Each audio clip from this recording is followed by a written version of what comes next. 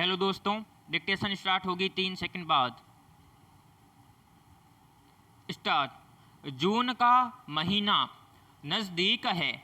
साल भर से सुप्त पड़ा पर्यावरण संरक्षण का जिन फिर जाग उठेगा।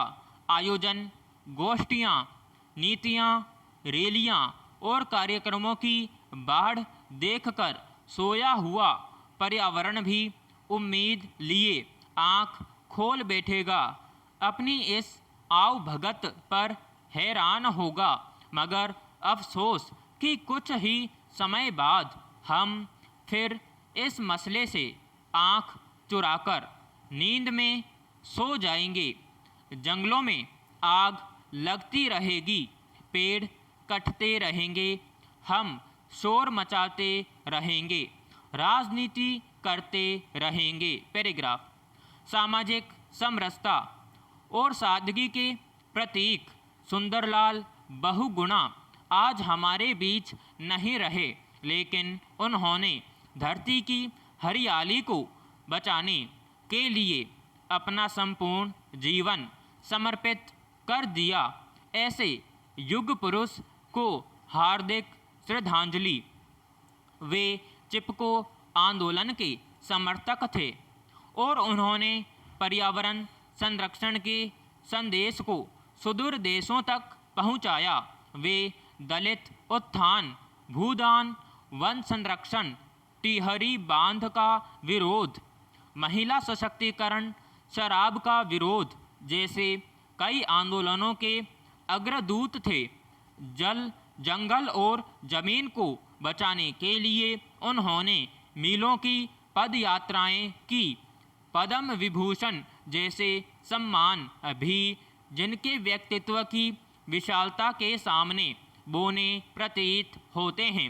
ऐसे पर्यावरण प्रहरी के दिखाए सन्मार्ग पर चलकर हम अपने पर्यावरण को बचा सकते हैं। पैराग्राफ। लेकिन वे हमें अपनी सुविधा के वक्त ही याद आएंगे।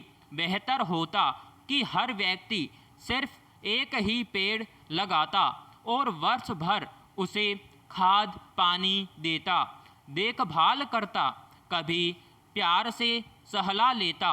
अगर हम अपने घर में कुछ कम निर्माण कर थोड़ी खुली जगह पेड़ पौधों के लिए छोड़ दें तो हरियाली का संसार ढूंढने बाहर नहीं जाना पड़ेगा।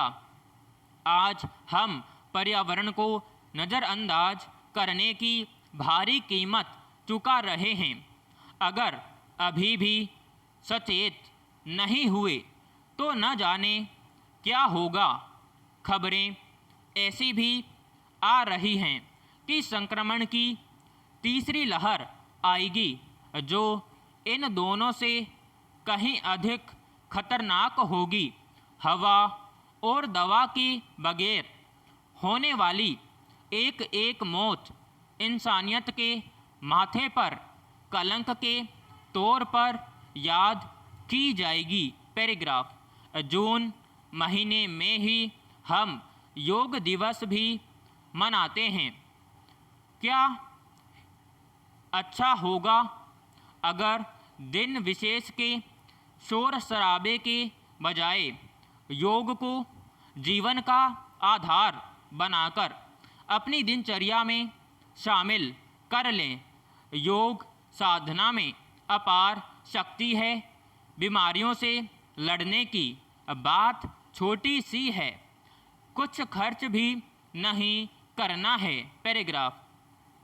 महामारी की दूसरी लहर पर काबू पाने की कोशिशें जोरों पर हैं।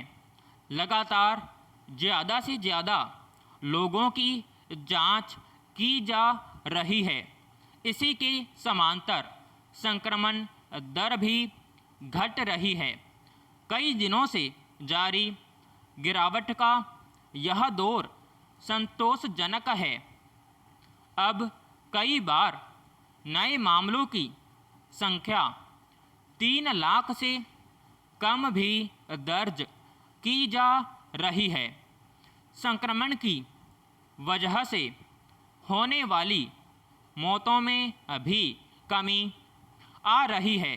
बीते दिनों 10 राज्य महाराष्ट्र, कर्नाटक, तमिलनाडु, उत्तर प्रदेश, पंजाब, दिल्ली, केरल, पश्चिम बंगाल, उत्तराखंड और आंध्र प्रदेश में लगभग 3/4 मौतें हुई हैं। ये राज्य संक्रमण से सबसे अधिक प्रभावित भी हैं, लेकिन ठीक होने वाले लोगों की बढ़ती संख्या और नए मामलों में कमी के रुझान को देखते हुए कहा जा सकता है कि महामारी की दूसरी लहर को रोकने के प्रयास सही दिशा में हो रहे हैं। पैराग्राफ। इसके बावजूद हमें किसी भी तरह की जल्दबाजी नहीं दिखानी चाहिए और न ही इन रुझानों से संतुष्ट होना चाहिए, क्योंकि रोज़ाना हो रही मौतों की तादाद अभी भी 4-4.25 हज़ार के स्तर पर है। थोड़ी राहत की बात यह है कि अस्पतालों में अफरा तफरी कम हुई है और दवाइयों और ऑक्सीजन की कमी पहले जैसी नहीं है। इससे यह संकेत मिलता है कि संक्रमण से गंभीर रूप से बीमार होने वाले लोगों की संख्या घटी है और केंद्र व राज्य सरकारों की कोशिशों से इंतजाम भी बेहतर हुए हैं। पैराग्राफ। देश के अनेक हिस्सों में पाबंदियां और सुरक्षा के उपायों के अमल पर जोर दिया जा रहा है।